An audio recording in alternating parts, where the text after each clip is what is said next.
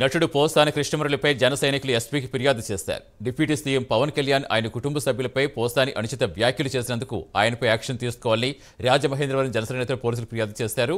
ఈ మేరకు ఎస్పీని కలిసి వినతిపత్రం అందించారు. వైసీపీ హయాంలో జనసేనతో పాటుగా పార్టీ కార్యకర్తలపై సోషల్ మీడియా వేదికగా పోసాని పలుమార్లు అసభ్యంగా దూషించారని ఫిర్యాదులో పేర్కొన్నారు. అప్పట్లో పోలీసులు చర్యలు తీసుకోలేదు కాబట్టి తాము న్యాయస్థానం ఆశ్రయించామని తెలిపారు.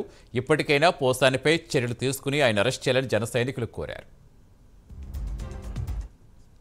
2022 సంవత్సరంలో జనసేన పార్టీ అధ్యక్షుడు శ్రీ కొడిదెల పవన్ కళ్యాణ్ గారు ఆంధ్ర రాష్ట్ర రోడ్ల దుస్థితి వలన శ్రమదానం చేయాలని కార్యకర్తలకి యాక్టివ్ మెంబర్స్కి ఇచ్చిన పిలుపు మేరకు అది అక్టోబర్ 2 గాంధీ జయంతి రోజున ఆ శ్రమదానం చేసే సందర్భంలో దాన్ని డిస్టర్బ్ చేయాలని వైఎస్ఆర్ కాంగ్రెస్ పార్టీ యొక్క సీనియర్ మెంబర్ అయినటువంటి పోసాని కృష్ణమురళి గారి ద్వారా కుట్రపూరితమైన వ్యవహారంతో జనసేన కేడర్ని జనసేన అధ్యక్షుడిని వీర మహిళల్ని అసభ్యకరంగా మాట్లాడుతూ ప్రింట్ ముందు ఎలక్ట్రానిక్ ప్రింట్స్ ముందు ఈ న్యూస్ పేపర్స్ ముందు మాట్లాడి దాన్ని డిస్టర్బ్ చేయాలని డైవర్ట్ చేయాలని పవన్ కళ్యాణ్ గారి మీద మా అధ్యక్షుల మీద అలాగే వీర మహిళల మీద చేసిన అఘాయిత్యాలని రోడ్లు శ్రమదానాన్ని కూడా అడ్డుకున్నందుకు ఆ విధంగా చేసినందుకు మేము పోలీస్ కంప్లైంట్ ఇవ్వడం జరిగింది. వీర మహిళ ఎందు ఇందిరనే ఆమె ఇంకా వీళ్ళందరూ రాజేష్ ఖన్నా గారు అందరూ కలిసి పోలీస్ కంప్లైంట్ 1 టౌన్ పోలీస్ స్టేషన్లో ఇచ్చారు.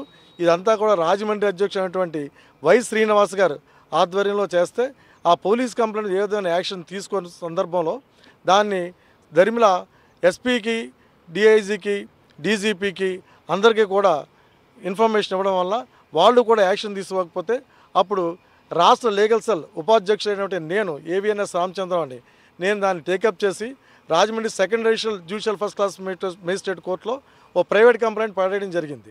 అతని యొక్క రికార్డ్స్తో 8 డాక్యుమెంట్స్ ఫైల్ చేసి ఈ ఫొటోస్తో చేస్తే ఆ కోర్టు వారు దాన్ని పరిగణనలో తీసుకుని దరిమిల దాని మీద ఇన్వెస్టిగేట్ చేయమని ఎఫ్ఐఆర్ని రిజిస్ట్రేషన్ చేయమని క్రైమ్ రిజిస్టర్ చేయమని డైరెక్షన్ ఇవ్వడం ద్వారా పోలీసు వారు ఇన్వెస్టిగేషన్ చేసి ఈ యాక్టివ్ మెంబర్స్ శ్రీనివాస్ గారి ఆధ్వర్యంలో అందరి యొక్క స్టేట్మెంట్స్ రికార్డ్ చేసి ఎఫ్ఐఆర్ రిజిస్టర్ చేశారు.